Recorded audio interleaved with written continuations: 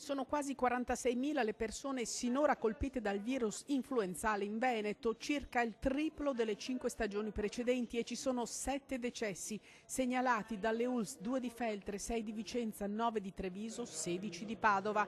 I casi con complicanze sono 56, di questi 38 gravi riguardano persone con gravi patologie pregresse. Quasi l'80% dei casi è una persona che ha più insufficienze, comunque criticità in vari organi.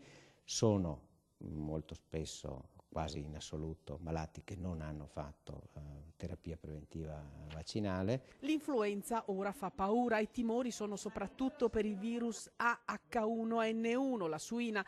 La conferma della virulenza arriva dalla sanità regionale, la situazione è molto complessa, ma secondo gli esperti il picco è ormai quasi raggiunto, tra poco inizierà la fase di discesa, ma gli ospedali restano sotto pressione, i pronti soccorso sono al collasso, i dati sono chiari anche su questo, quasi 1 migliaio di accessi al giorno nelle 3 ULSS trevigiane.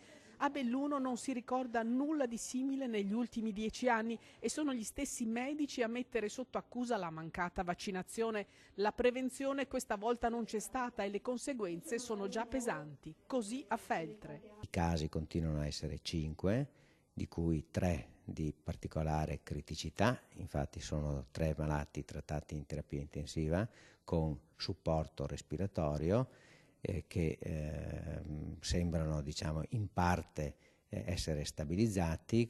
E sono 4 i casi di AH1N1 a Belluno. Per quanto riguarda le categorie di età, c'è un certo calo, per fortuna, nell'ambito dei 0-4 anni e dei 4-15 anni, c'è ancora crescita fra i 14 e i 65 e c'è una stabilità di comparsa per gli oltre 65.